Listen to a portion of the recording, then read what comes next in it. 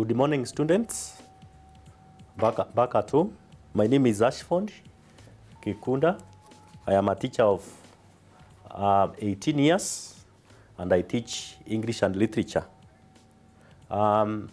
Today, we want to learn about functional writing, and the item that we are going to look at today is minute writing. Minute writing is introduced in class 7. Then there is minute writing also in class 8. And in a secondary school, there is also minute writing.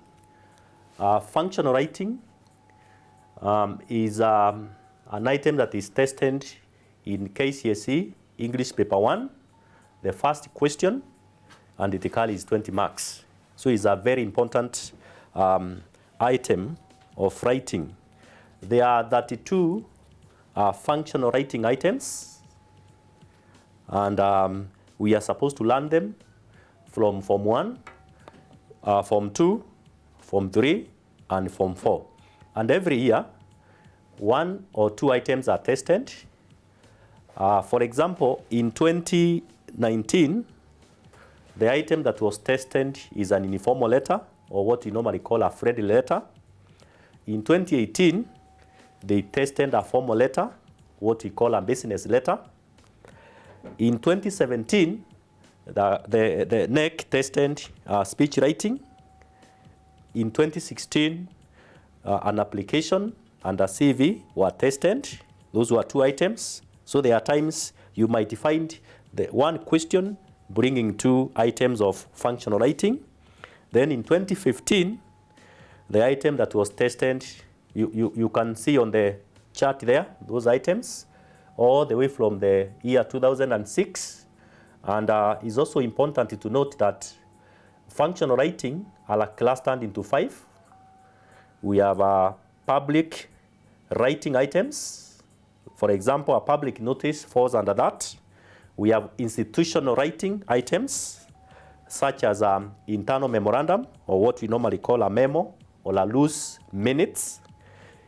Then we have another cluster we call social writing, where a friendly letter falls. And then we have a personal writing. Under personal writing, we have items like private journals. The 2 diaries would fall there. Then the 5th cluster is what we call the standard writing. These are kind of the writings that are meant to facilitate studies. And under the standard writing, we have an item called the synopsis. I said at the beginning, there are about 5 clusters, and all the items are 32. And if you're preparing to sit for your KCSE exam, you are supposed to have learned all the 32 of them. We call them functional writing because these items are supposed to achieve certain functions. That is why they are called functional writing. And the most important thing in functional writing is to master the format. So today, in our lesson, I am going to take you through the minute writing. And in our lesson today, we have 4 objectives. Objective number 1 is to define minutes. What are minutes? Objective number 2 is to understand the format and describe the physical layout of the minutes. Like I said, we mark the format and it carries certain marks. Then number 3, the third objective is we demonstrate minute writing language. You'll notice that minutes use the passive language. And the last objective of the lesson is to write minutes of a club, society, or an organization of your choice, so that you interpret the question. I want us to start by definition.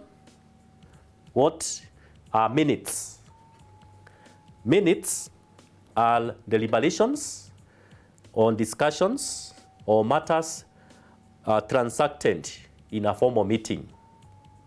Minutes are a record of deliberations, the resolutions, the discussions of a formal meeting, and the minutes are taken by the secretary of the organization she's the one or is the one mandated to do that. And the secretary captures the final resolutions. Not everything that goes on in the meeting is captured. So a secretary must be very keen and very discerning so that she or he only captures what the members have agreed.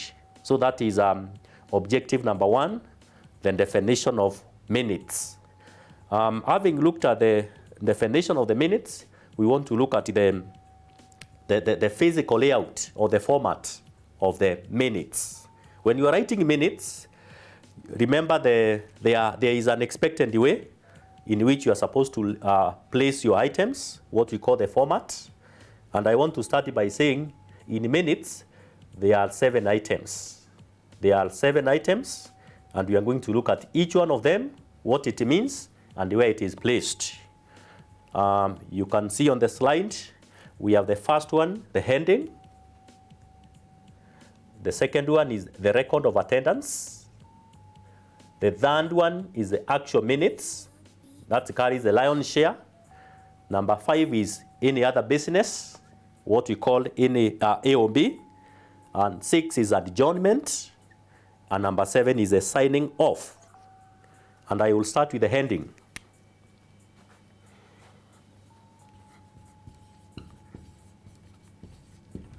The heading of the minutes, 1 must be written in capital letters for the heading. Number 2, the heading must be placed in the center of the foolscap. The paper you are using, you place the heading in the middle or in the center. Then number 3, the heading must be underlined. Those are just basic things. Then you would want to ask yourself, what should your heading capture? The heading captures the name of the organization that is meeting. What club is it? What society is it? What institution is it? What company is it? Then the second thing captured by the heading is the date of the meeting. When is the club meeting? When is the meeting? And after the date, we have the place of the meeting, what we call the venue. Where is the meeting going to take place? What is the venue of the meeting? And number 4 is the time. What is the time of the meeting? The heading must specify that. Please note, those items must follow in that order. Name, date, venue. Your heading must specify the name of the club that is meeting, and there's an example we are going to look at, the date of the meeting, the venue of the meeting, and the time of the meeting. And they must be in that order. Let's look at an example of a heading. The minutes, there is an example on the slide that I want to show you. It is there. Minutes of the drama club meeting held on Sunday 10th, May 2020 at the dining hall starting at 2 p.m. Notice the superscript on 10th is also in capital letters. And if you were to look at that ending, you'll notice there is a name, the drama club, there is a date, 10th, and the date as the day starting from Sunday 10th, May 2020. Don't leave out any of those 4 items. And then there is the venue. Where was the club meeting, the drama club meeting? It was held in the dining hall. And there is the time there at 2 p.m. And then you have underlined. You can see it is underlined. The next item, item number 2, is what we call the record of attendance. This is a very important record because it shows the members who are present.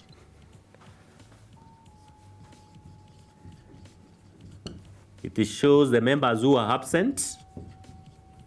Before the absent, we capture the members who are sent apologies. Then there are those who are absent and nobody knows their whereabouts. And then there is a special category here we call in attendance.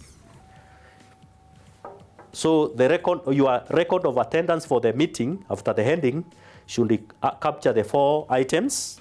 And I want to talk about the first one there. The members present are the people attending the meeting. They are the ones who make up the quorum for the meeting. And when you are listing down, because these ones you just list their names using numbers, you write number 1, number 2 like that. When you are listing them down, you list them in order of seniority. Seniority here, I mean, you could start with the chairman because he would be the senior most person in the meeting, vice chairman, treasurer, secretary, organizing secretary, then you can go to the members. And when you are writing this item, below the heading, you write with the title case, whereby the P for present is capital, then you underline. The P for present is capital, that one is called the title case. The heading was in the capital letters, all of it, but the subtitles are done in the title cases, where you only capitalize the first letter in the nouns. So here you write number 1, the name of the person. For example, if the chairperson was called Rose, you write there Kenya, then you put a dash, and you write the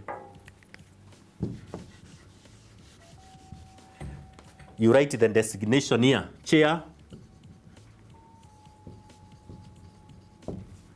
Then below Rose, the other members come like that. So that is the record of the members who are present. Then apologies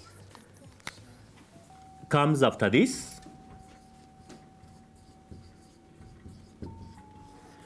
Apologies are members who would have wanted to be in the meeting, but because of 1 or 2 things, they were not able to come, and they were very courteous enough to have sent their apologies, and the chairman will acknowledge their apologies when the meeting will be starting. So again, if there are some officials, you use the order of seniority here. You might find, for example, the vice secretary is absent, but was kind enough to have notified the chair, and the chair is going to tender the apologies just before the meeting starts. The other category is the members we call absent. The H is capital, the H is capital here, and the P is capital. Again, you list them down. Usually these ones are not very many, but for the purpose of the exam, you must show at least there is a representation in every subtitle.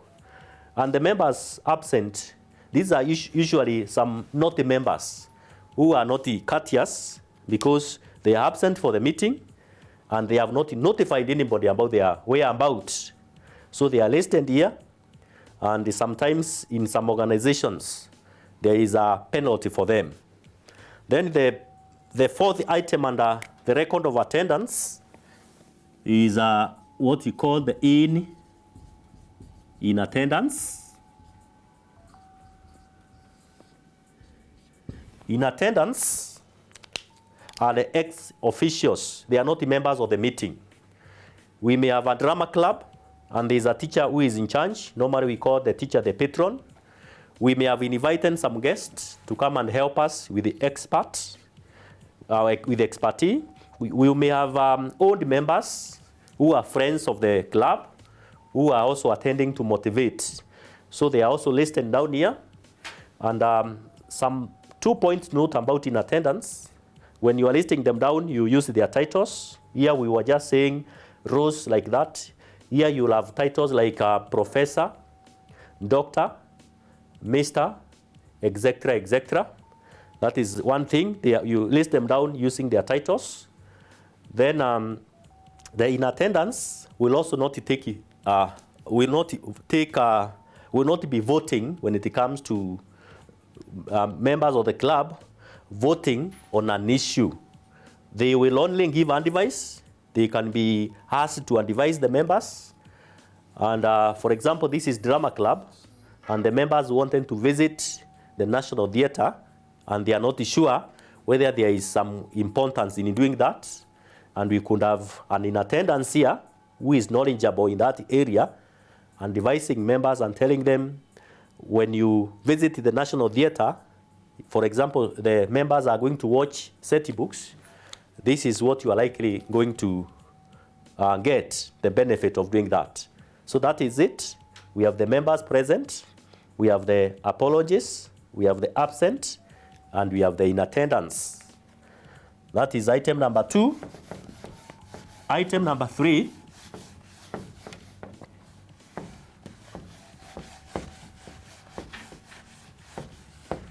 This one is very important. It's called the agenda. That's number 3. Again, title case. Then you underline. Agenda of the meeting is normally a list of items, or businesses, or matters to be transacted in a formal meeting. And you can follow from the slide. Is a list of items. We call them matters. It can also be called a business, which the club members meet to transact. Point to note, the list of agenda is circulated in advance, and the reason why the list is circulated is to allow members to come prepared for the meeting. The members of the club will read the list of agenda. They will do consultations where need be, and as they attend the meeting, they will come prepared to be productive in the meeting. Remember, in Form 2, there are 2 other items you learned, which are related to minutes. One was notification of a meeting. Notification of a meeting. A meeting will not take place if a notification has not been issued, and the chairman does this in advance. I think it is about 3 weeks. There is that allowance, and members are notified that there is an intention to conduct a meeting on this date. After the notification has gone out, it is followed by what we call agenda of a meeting. You must have done these 2 items in Form 2, which are built up to the minute. Once you do the notification of a meeting, and it has a format, the way it is done, you also issue out the agenda of the meeting. There is a format of that.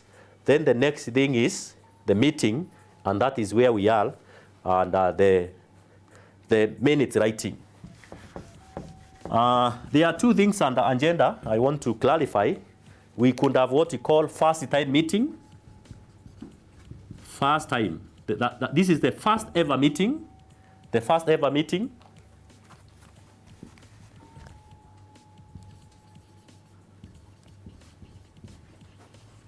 The first ever meeting, and we have what we call the subsequent.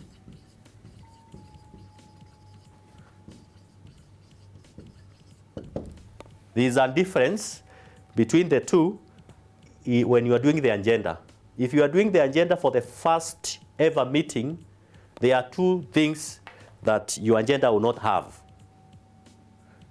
But from there, the second and all the others, the agenda will have all the other things. And I am going to write the 2 so that we can see the distinction.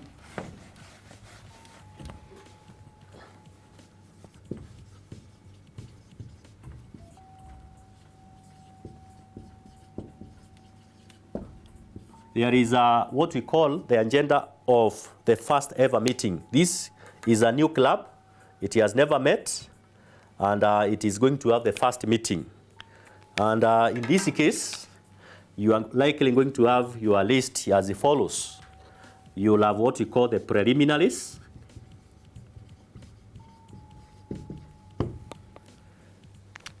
That the preliminaries would be found on both the lists. Then you'll, if it is the first meeting, you'll go to the new agenda, whatever agenda it is that you'll have given out. In an exam situation, we advocate for 3 of them. So here you'll have another one. And here you'll have another one to make them 3 for the sake of the examiner, because there is a specific number of ones you are supposed to meet. Then after doing the agenda, you come here and you'll have what? Any other business. After any other business, we go to adjournment. After adjournment, we have what we call the signing off, like that. These are new, you not write in your exam or in your exercise book, you not write new agenda. For example, here, maybe it is the first meeting, therefore you'll have an agenda there reading elections, because you want to select your officials who will steer the club. Here, instead of the new agenda, here you can write membership. How will you recruit members for the club? And then here you can have a visit to the National Theatre.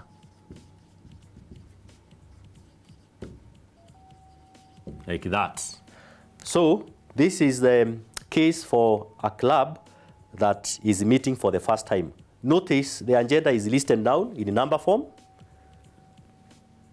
The agenda is listed down in number form, number 1 up to number 7. But if the club has met, it is the second, the third, and subsequent meeting, you are going to have number 2 and 3 here.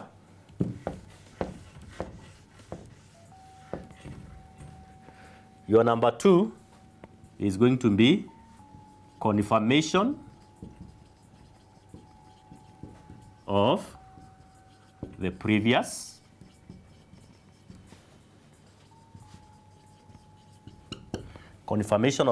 minutes.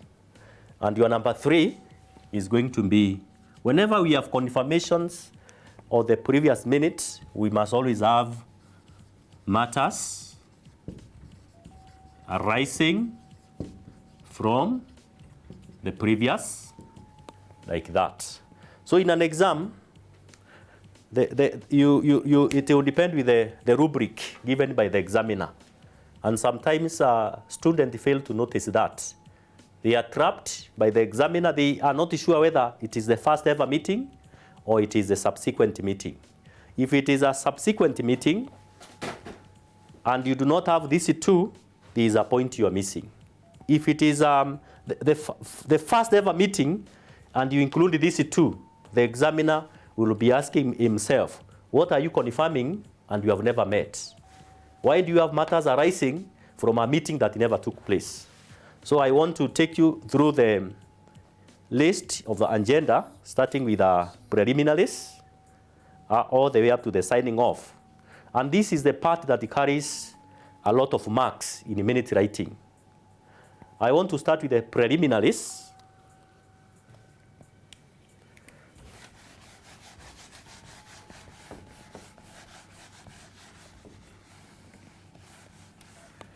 Preliminaries, simply put, is the beginning of the meeting.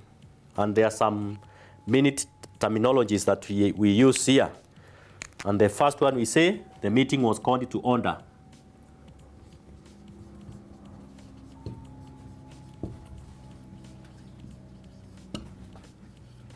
What does this one mean?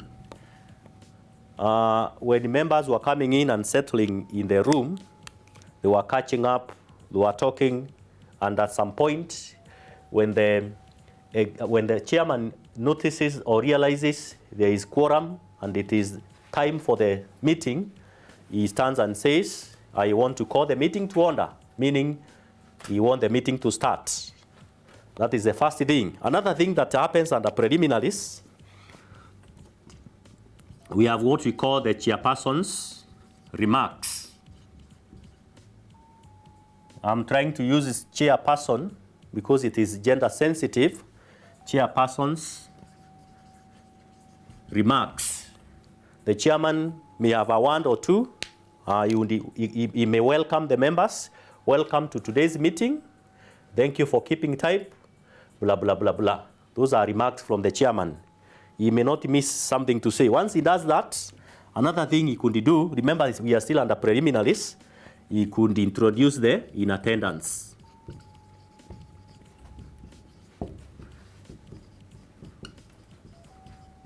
The chairman says, in our mandate today, we are privileged to have Dr. So-and-so or Mr. So-and-so who will be giving us expert advice on the matters that we are going to discuss today. So that is under introduction, and he may ask him to stand, wave, or greet the members. Then another thing he could do under this is tender apologies. When we were doing the record of attendance, we talked of some courteous members who wanted to come for the meeting, and they were held up because emergencies happen. And the chairman is aware, and at this point he might say, Margaret Wamoyo has an issue, personal issue, and she will not make it for the meeting. Then it goes to Brian and the others. That is giving the apologies. And it is that one is acceptable because at least they were courteous to inform the chairman that they will be missing the meeting, instead of people coming for the meeting and wondering where they were or where they are. The other thing that that can be captured under preliminaries is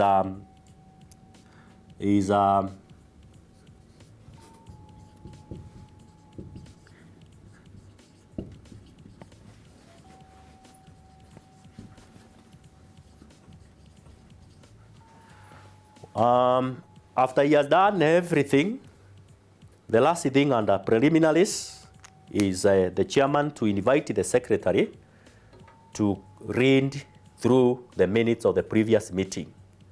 That is for the case of subsequent meetings. But if it is the first ever meeting, the chairman now notifies the secretary to be ready and to start recording, or rather capturing the minutes. So that is preliminaries, and you write this in prose form.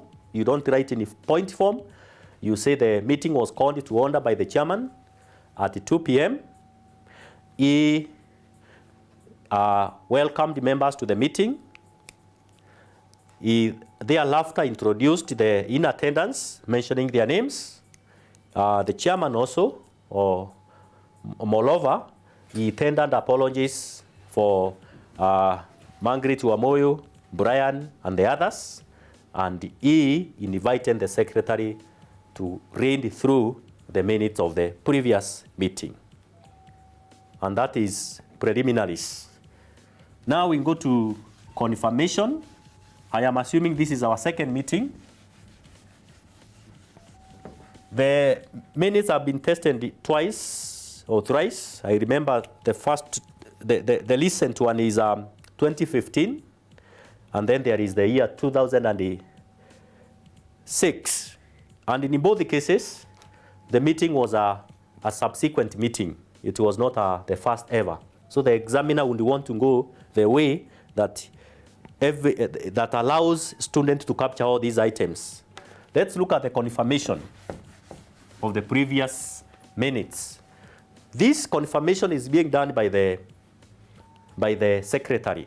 The secretary is the one who was taking the minutes during the previous meeting, and when the meeting ended, we didn't get an opportunity to listen to the minutes that were captured. So today, in this next meeting, we must listen to the minutes and confirm that the minutes are actually a true recording of the meeting. So there are things that happen here. Number one, the secretary reads through the minutes. Very important. This one must happen. Reading through means reading without stopping. The secretary is reading from the beginning, and nobody stops her or him until everything has been read. Very important. The second thing is, and there is a slide with that, a member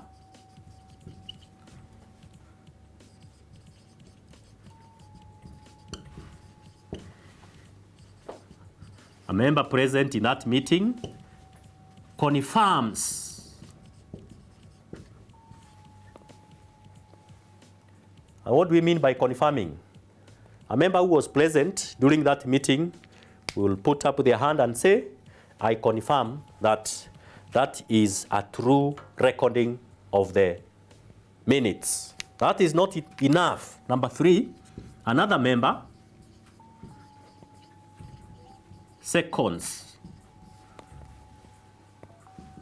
And this member also was in that meeting. These are not members who are listed under apologies or absent. So the first member raised his hand and said, I confirm that what the secretary has read is a true recording of the meeting. And another one put up their hand and says, I second that. You may want to ask, supposing the minutes are not confirmed, or they are not seconded, or there were errors in the minutes in what the secretary captured, what happens? When the minutes have anomalies, they are amended. The minutes are amended. It is at this point that members amend. For example, in the minute, the secretary captured, the club was going to buy a van. And we actually didn't mean a van, we meant a bus. So a member would stand up and say, I think in place of a van, we should amend to a bus so that it captures a true reflection of what the members agreed. So amendment is allowed, and once amendments are done, we go to the final stage of confirmation, where both the chairperson, and the secretary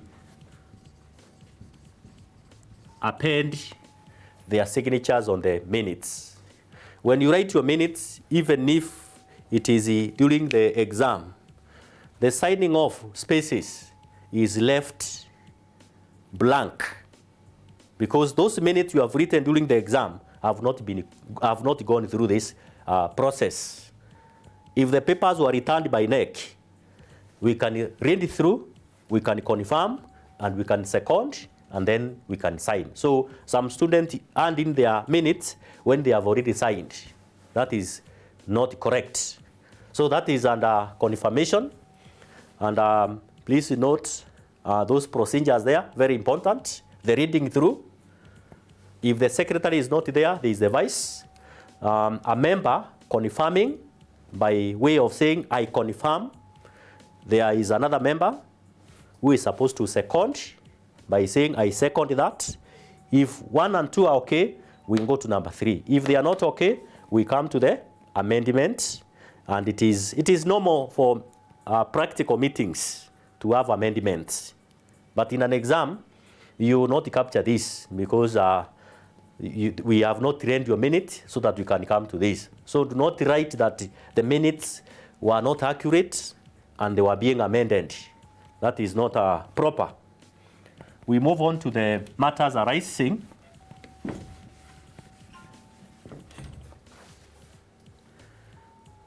Matters arising.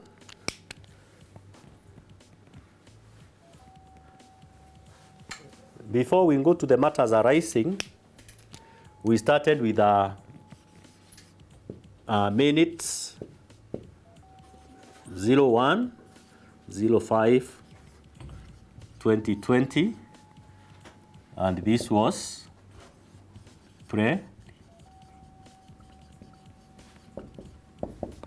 then you underline like that.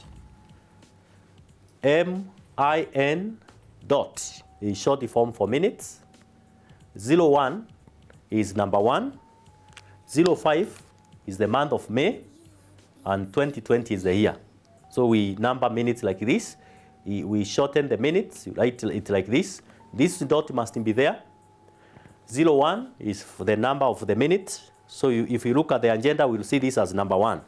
Then when we did that, we wrote here what happened in a prose form. The chairman called the meeting to order at 2 p.m. and the other literature that we talked about. Then you go to minute 2. This is how you proceed. Number 2 is going to be like this. What is going to come here is confirmation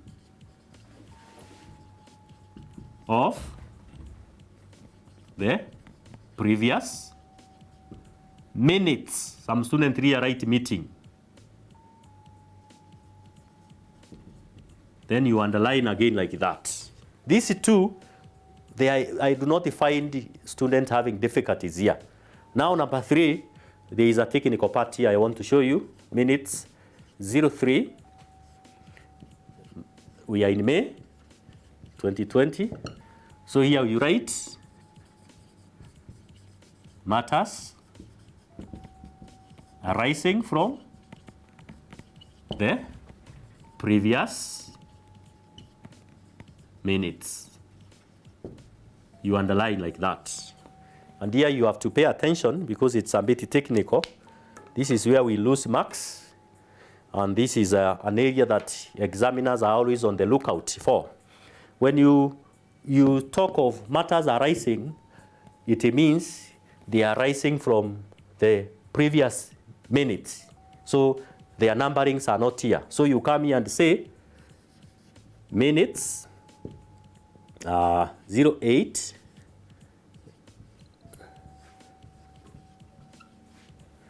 You notice a change of numbering, and there is some I have indented here. We are under meeting in the month of April. There is an agenda number 8 that was left pending, and we wanted to hear the report. Matters arising is normally a reporting of the matters that were left pending. So when we come here, for example, we maybe in the month of April, we had a minute that was to talk about what? COVID-19 preparedness. Then you underline like that. This minute is not being discussed.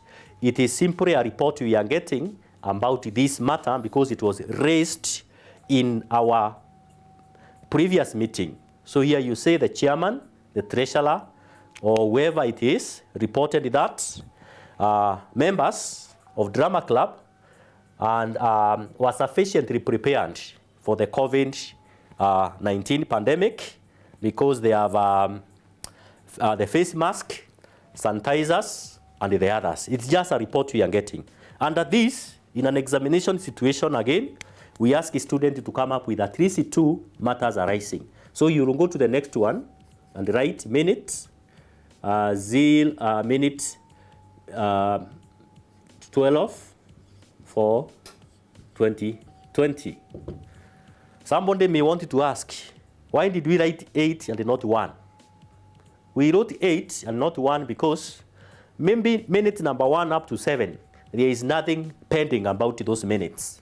They were exhausted in the meeting and the matter was concluded. But in minute number 8, we were to get a report about the preparedness. That is the report you give here. You simply report. Then why are we not going to 9 or 7? We can't go to 7 because we want to use a certain order, chronologically. We are going to 12 because number 9 and number 10, still, and 11, they have nothing pending. So you only revisit matters that were left pending. So again, here you come and write. For example, that time, we had talked of the possibility. You know, we are now in the era of technology. The possibility of what? A Zoom meeting. Then you report. The organizing secretary reported to the members that starting today, the drama club members will be conducting Zoom meetings. You'll give the Zoom meeting ID and the others. So there is just a case of reporting. And I said, ensure you have 2 to 3 items here. Sometimes in the exam, the instructions are given and you are told in the meeting, there were 3 matters arising. Even sometimes the examiner is very kind and tells you the specific items and matters arising. So your work is just to capture, but this is the area that we need to be keen on, this area. The numbering here must change to reflect previous meeting and like that. The next, number 4, now we come back to today's meeting, and we are starting the meeting now properly. We come here and write, we come here now and write minutes 04 05 2020. You remember where we were writing new agenda? You see, this one was 3, then we went to 8, we went to 12, now we are back, and the agenda for today's meeting will start from here. And I told you, you must have about 3 for the sake of exam. In real life, they can be very many, but for the exam, because of time management, you work with a number that you can manage. So, and this, we can come here and say, our agenda is going to be a visit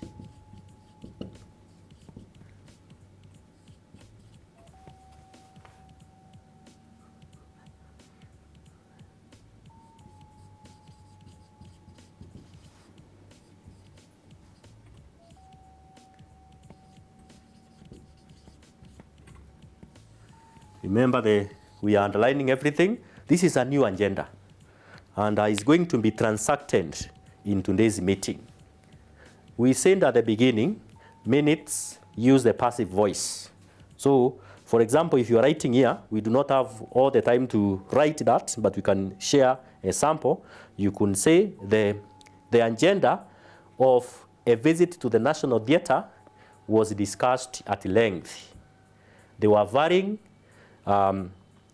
perspectives or viewpoints, where some members felt during this era of COVID-19, it would not be a wise thing to do. A section of the members felt visiting the National Theatre would acquaint the students with the necessary knowledge of the current set books. Dr. So-and-so, this is now where you bring in your in attendance. Dr. So-and-so from the Nation Media Group undevised members against the crowding, etc., etc. So at the end, you might want to say the members resolved to vote. And when members resolve to vote, you have to indicate how many voted yes and how many voted no. And if the matter is pending, you may want to conclude with a sentence saying the matter was not concluded, and you notice now in our next meeting, this will become a matter arising from the previous meeting. Another thing you need to note under the minute language, we do not mention people's names. We do not say Margaret Wamoyo was of the view that members should visit the Kenya National Theatre to watch blossoms of the savannah. You do not capture people's names. You use the ones like members or the meeting resolved. We do not personalize agendas by putting name tags there, saying Kamau was arguing that it is unwise. No, you say some members like that, you balance and you use the passive voice. Once you are done with that, you come to minutes, number 5, 05. This is a new one, the ones we are calling new, 2020. What is it that the club wanted to discuss? You write it there. And then the third one, and it will be the last one here, is going to be number 6, 05, 2020. You list it there. And remember, in each of these discussions here, for this minute, for this minute, for this minute, always bring in the in attendance. Even the patron, he did not just come to the meeting to sit.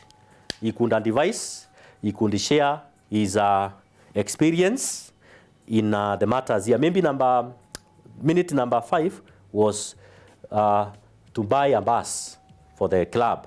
Or maybe number 6, it was to increase the membership fee. So you will find these people we are calling in attendance are advising, and when it comes to voting, they abstain. They do not vote with the members because it is not their club.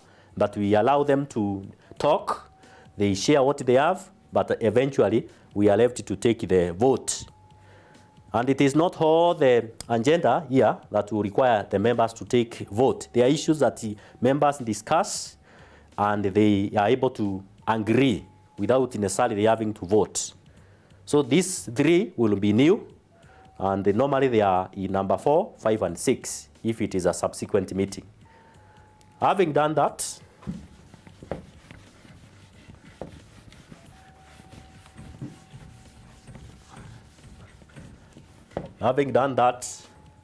we go to minute number 7.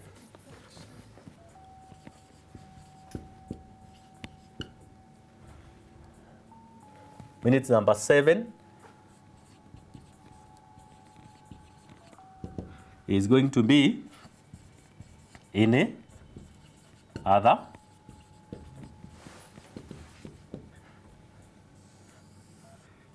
business, or A or B. But we advocate for students to write in full because every word counts. Remember this item, under functional writing items, you are supposed to raise 400 once. So when you start writing in short forms, you are denying yourself. Any other business, this one is listed in number form, what you call note form. You list here, you say number 1.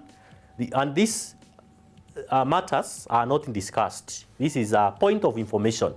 Here you can say the chairman reminded members about punctuality when they are attending the meeting. That is an A or B from the chairman. A member there might say, you may have a member there. Here you can even write names. Rose invited members for housewarming. That is any other business. Anything that is personal, and these ones are never discussed. There is no, and when we have the meeting next time, we can't have matters arising from A or B. These ones are just any information that you wanted to give. Another one, Kamau may also want to say that his wife was delivered of a baby boy. That is a A or B, and it is captured there, just like that. In an exam, we encourage students to write about 5, because these are just points you are passing across, information you are just communicating. And we are done with any other business. Remember, I said there we are not discussing, we are just giving information. Then minute number 8, and should be the last minutes. Minute 8, 2020 is called adjournment. To adjourn simply means to end. To adjourn simply means to end. How does a meeting end? There is a specific way, and this one you can cram because it does not change. It is permanently like that. There being no other business, comma. This is now the chairman heading the meeting. He is adjourning. There being no other business, the meeting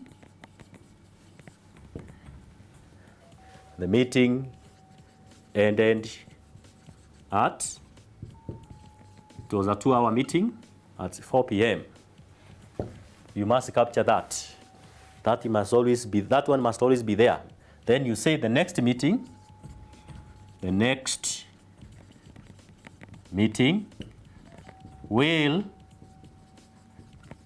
will take place on 24th June 2020 at the same venue and the time. That is what that minute captures. There being no other business, the meeting ended at 4 p.m. The next meeting will take place on 24th June. And we always write the day. I'm not sure of this, but assuming it is Monday, you write there on Monday, 24th June, 2020, at the same venue and the time. Even if the venue can change and the time can change. We are only doing that for now. Then you come to signing off. That is the last thing. Now you write minutes confirmed by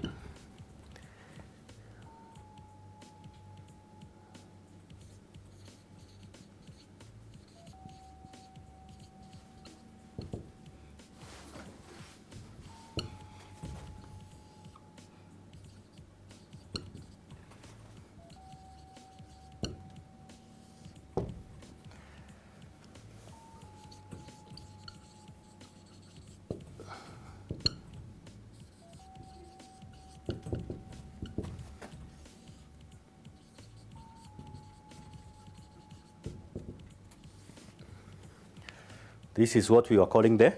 This one is not numbered as a minute, and these spaces are left like that. The chairman and the secretary will confirm the minutes, will append their signatures and the date during this meeting. When we meet on Monday 24th, we will have the preliminaries, we will have the confirmation of the previous minutes.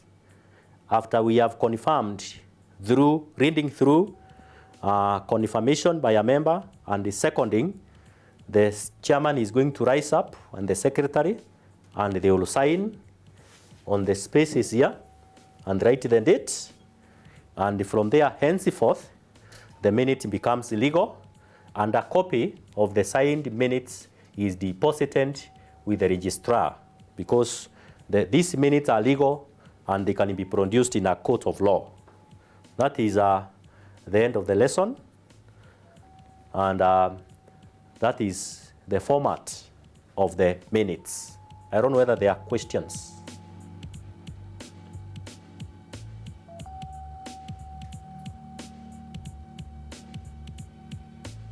Questions?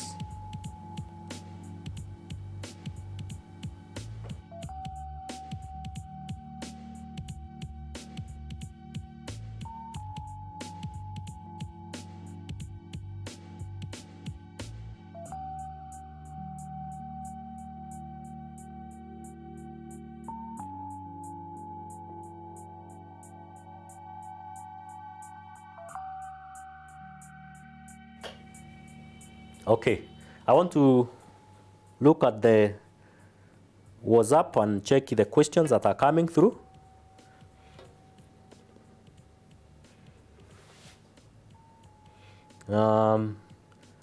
As I wait for that, I talked of the functional writing. This item is tested in paper 1, and it is usually question 1. And the most important thing to note under these function writing items is the format. Minutes has its own format. If it's a food recipe, it is its own format. Each one of these, the items, and I think there are 32 of them, and if you looked at the analysis that I gave you, you can predict the pattern of neck. Sometimes neck is very predictable. There is one question here. I am a Form 4 student.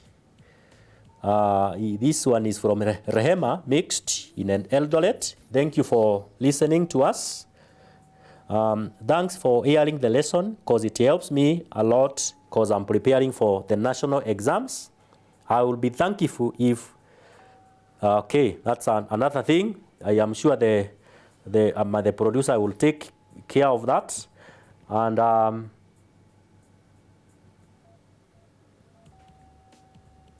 right, let me see another question. All right. Here is another question. There are quite a number. Ramathan from Homa Bay. I want to ask, can I write pleasant with apology instead of apology? Thank you. She is asking where we were writing here.